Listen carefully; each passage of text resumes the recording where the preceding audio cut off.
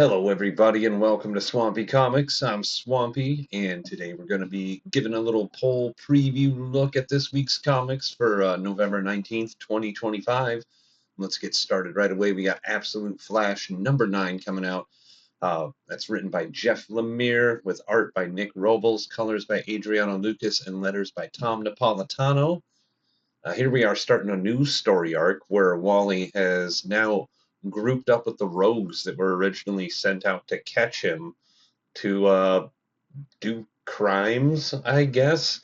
Yeah, this is interesting. Like, all the Absolute books are really firing on all cylinders, and Absolute Flash is no slouch. Like, it's really picked up over the last few issues, especially with issue 8, kind of giving you the history of what Barry's and Eleanor Thon's role were in with getting involved with the military and all that, and the project that Wally basically has the powers of, and yeah, I'm just excited to find out more.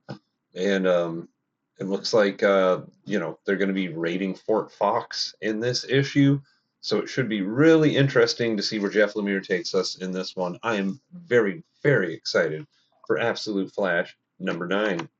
Then next up, we got Batman Superman World's Finest number 45. This is written by Mark Waid with pencils and inks by Adrian Gutierrez, and as well as inks by Norm Rapmund, and colors by Tamra Bonvillain. and this is a new story arc starting in World's Finest, where we have Lex Luthor and the Joker teaming up, and I couldn't be more excited for this. Mark Waid has been doing an excellent job on World's Finest. There's only been one issue that was, kind of a filler issue, and I noticed that it's not in the trade that it should be, which is kind of strange. But yeah, just the really cool throwback stories that you have in here, and just Batman and Superman hanging out as buddies, and not a lot of like dark interpersonal drama going on. Just cool superhero adventuring goes on in these books. And it's going to be really fun to see Lex and the Joker teaming up here, since they are kind of doing so in DC KO right now. Yeah, this should be a fun little multi-part story arc, and we'll see what these two get up to. Captain America number 5 is next. This is written by Chip Zdarsky with art by Valerio Schiti, colors by Frank Martin, and letters by Joe Caramagna. Yeah, we're going to learn more about why Steve is in Latveria, or not why, but more how he's going to get out of the situation that he's in Latveria, and I'm sure that will deepen the dramas that he's going to be going through with this other captain, David Colton. Yeah, this has been a really, really good, strong start to Chip Zdarsky's Captain America run. Like, I'm just all in on this title. I think it's going fantastically, and last issue, Cap busting out of his like kind of darker agent suit to throw on the classic costume again and return to form was totally badass and great. And yeah, Zdarsky's run is really cool. It's weird. The further away we get from One World Under Doom, or well, I mean, it hasn't officially ended, but so many titles that were kind of playing off of it are already ignoring that it happened, and it seems like we're moving like full speed towards this Armageddon event next year. That has the potential to be pretty cool, but we shall see for sure. Because anytime there's an event, you got to be wary. I mean, DC is oddly doing a pretty cool one with DC KO, and that sounded terrible on the onstart. And this one sounds cool, but yeah, I do have my hopes high for it. And Captain America, I feel, is definitely going to be one of those books that takes us right into that event over the next few months. Yeah, as this new era of the Marvel Universe takes shape. with books like The Mortal Thor and the new Strange book coming out, Iron Man next year. That's a big one. Yeah, it's really a fun time to be a comic book fan. I have a feeling that Marvel is on the path to setting things a little more Avenger heavy, which I'm pretty excited about. So yeah, a lot to look forward to. Speaking of Marvel and DC, we got Batman Deadpool. It's DC's turn to take the reins for a crossover. And boy, oh boy, do we have a lot of people on this book. We got stories by Grant Morrison and Dan Mora. Let's see, Scott Snyder, Josh Williamson, James Tynion IV, and Hayden Sherman. And I'm just talking about writers and artists right now. I'll go over everybody else when we do these books in the tier list. But Tom Taylor and Bruno Redondo have a story. Uh, Mariko Tamaki and Amanda Connor, as well as G. Willow Wilson and Dennis Cowan. Yeah, just great all-star teams for this really highly anticipated crossover. Will it be as good as the other one that came out in September? I'm sure it will be. Yeah, a lot of promising things. Not as many stories as the Deadpool Batman crossover, but that's totally okay. I don't mind that they're doing it a little different, although I wish there was space for the little one or two pagers, but without them, we'll be getting, hopefully 3 or 4 at the smallest with some of these stories. We shall see. I mean, there isn't one I'm not looking forward to, but just to see the tone and see the two characters together, I'm really excited for both. The Doctor Strange Constantine crossed over or crossover, and the Laura Kinney Nightwing crossover just looks super cool with the Bruno Redondo art. So this one, yeah, this issue, I'm sure this is going to be a blast. I cannot wait to get my paws on my copy later this week. But let's see. Next up, we got Everything Dead and Dying #3. This is written by Tate Bromball with art by Jacob Phillips, colors by Pip Martin, and letters by Aditya Bidikar. Aditya Bidikar. There we go. Sorry about that. But man, Everything Dead and Dying. It is a surprise piece of grimness that ended up in my stack, and it's almost weird that I'm like now not looking forward to it in the good way, where I'm just like, oh no, how much worse are things gonna get? I mean, look at the cover here. This is horrific. Like, but man, yeah, seeing what this character Jack is going through in this zombie apocalypse and his way of dealing with it is unlike anything I've ever seen really presented in zombie stories of the past. And yeah, just already 2 issues in, and chaos is unleashed, and yeah, it's probably only going to get worse from here, and I'm here for it. Yeah, if you're into zombie books, you should not be missing out on this one, or horror books in general. I mean, this really, doesn't do the total zombie trope thing. It's very much a human story, a twisted one, but a very human story. Um, yeah, I really like this. I think we only have a limited number of issues with this series. Yeah, only 5 so far. We'll see how long it goes. I'm totally willing to continue this as long as the quality's well, if it's an ongoing. But if not, what a great mini. Either way, looking forward to it. Next up, we got G.I. Joe #14, doing this bi-weekly release schedule for the Dreadnought War. This is written by Joshua Williamson with art by Tom Riley, colors by Jordi Belair, and letters by Russ Wooten.